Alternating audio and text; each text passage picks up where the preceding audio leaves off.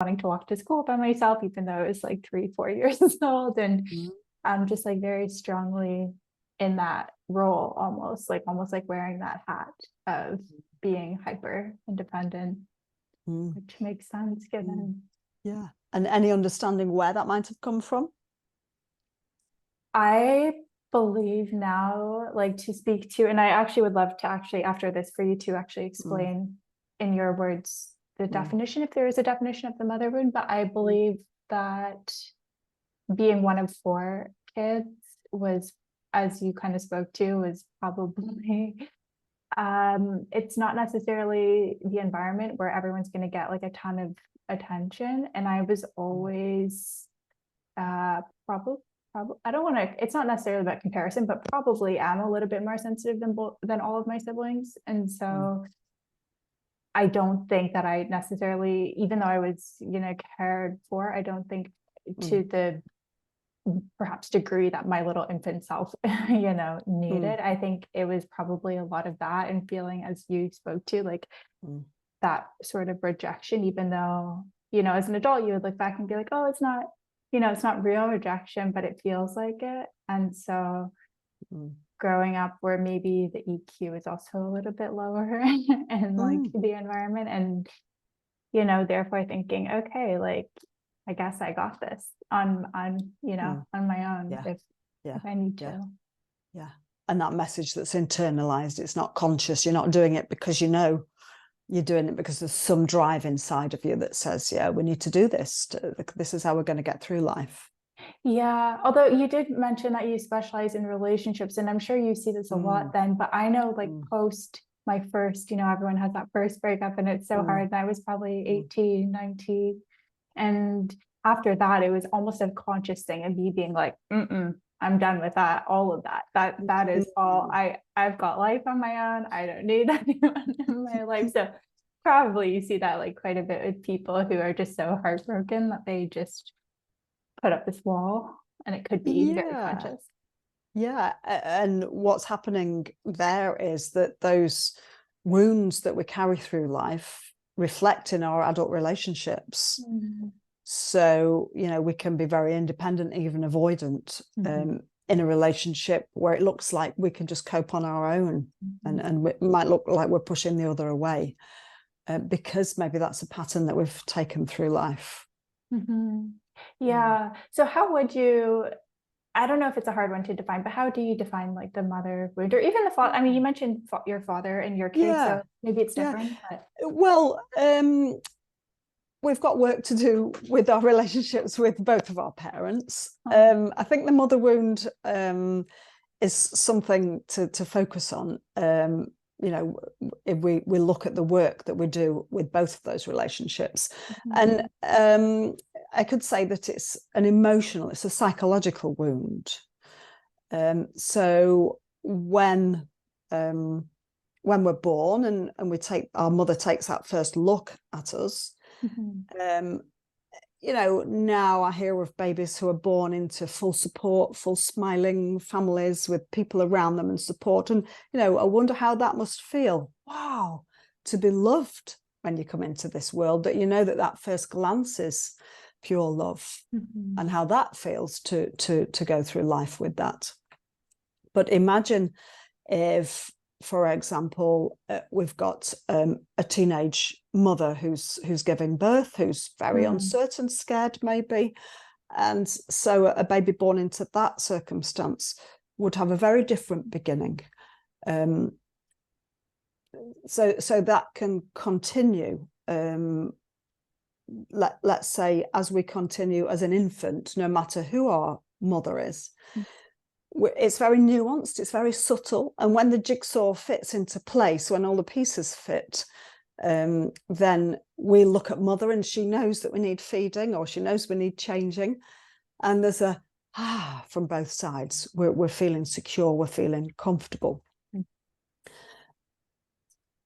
There was a psychologist called Derek Winnicott who came up with the phrase, a good enough mother. So no parents are perfect, but when we get just the right amount of attention, just enough attention. So it leaves the wounds, let's say, not quite so prominent as they may be if our mother is otherwise engaged. You know, perhaps we have a mother who's depressed, who's an addict, who's being harassed by her or your father or somebody else, or so all of those things are going to affect the bond between the mother and the infant. And as we just talked about, the infant will internalize those messages. Perhaps I'm a nuisance, or she doesn't have time for me. And maybe when the infant's feeling scared, it may just be a noise. I'm scared. And mum's not there to comfort me. Then I have to deal with that. And perhaps I internalize that fear. So, which, you know, later may lead to anxiety or different things. And of course, there's different levels of wounding. So, you know, when we're talking about serious abuse, then, you know, there's a lot more baggage to carry through life. Yeah.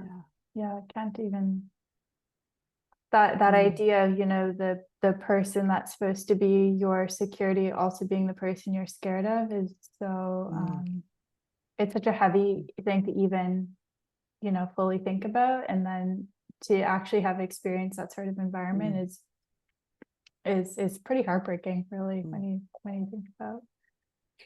Yeah. And we're quite specific as human beings, because if you look at a foal being born or a calf, you know, they're very soon on their feet and very soon slightly more independent. They could be bottle fed and survive, but we're not like that, are we? You know, it's 2 years almost, or you know, a year before we can walk, and we can't communicate verbally. So we're very, very dependent on our caregivers. And we're talking about mother, but we should also say primary caregiver, because it could be, you know, that we're brought up by somebody else, or we're adopted in early years. So primary caregiver is probably a phrase. That is what it is, isn't it? Because if you were a single father, it would be the same, right? It would be the same dynamic. Yeah. Okay. Yeah. It's the meeting of those needs and how those needs are met. Very subtle. I like that you sort of talked about the good enough, because right before that, I just written down, like, you know, how many of us even, is it a very small percentage that even have no, you know, wounding whatsoever, you know, like how common is it for someone to just be like, you know, the mother's perfectly attuned to like, that seems, I don't know, unrealistic almost. Yeah, and it's impossible. There are no perfect parents. I would say that most of us carry some material that we want to work with in that relationship, mother to daughter, or mother to son. So, you know, most of us have something, and I often say we have trauma at different levels, but we've all gone through birth, had parents, gone to school, had relationships, had employers. So we all carry some scars from all of those relationships in our life. Almost like with because I guess employers would also mirror that in a way, because it's sort of an authority figure in its own way. What are some of, I don't know if this is too broad of a question, but I'm just curious off the top of my head, like what are some of the most common struggles or that you would see between a mother and a daughter? Do you see them together ever, or is it usually independent? No, I don't really do family therapy. Okay. So no, I work with individual. I do intimate relationships, so couples relationship counselling as well. But not family therapy. Yeah. What are the most common? I have had daughters whose mother was, we could say, narcissistic traits, or we could say narcissistic personality disorder. So as a child, impossible to understand that mother always has more needs than I do. So confusing that mother never has any time. And and I can never do anything right. That's a very, very painful one, very difficult. Is that how it feels then? That's how it sort of presents, is that feeling of, you know, there's no space for me. Yeah, no space, confusion, Oh. grasping, really desperate. How can I get her? How can I get her to love me or even like me? Mm-hmm. And in that situation, you know, it's similar with narcissistic partners. We really have to accept actually that they're not ever going to change. So the change has to be in me. I have to find a way to accept that.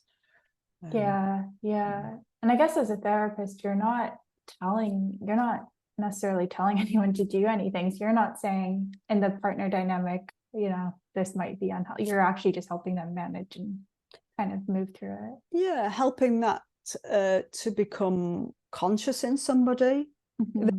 They know why they've got that empty feeling inside. Mm-hmm. But when we look at the relationship, well, it was your mother, and you were supposed to feel safe. You were supposed to feel loved and comfortable and cared for, so that you could go out and explore the world. But that wasn't the case. You might have been looking after your mother. That is also a very common wound when a child has like parental responsibilities to look after other children, or to look after the mother if she's got mental health issues, maybe.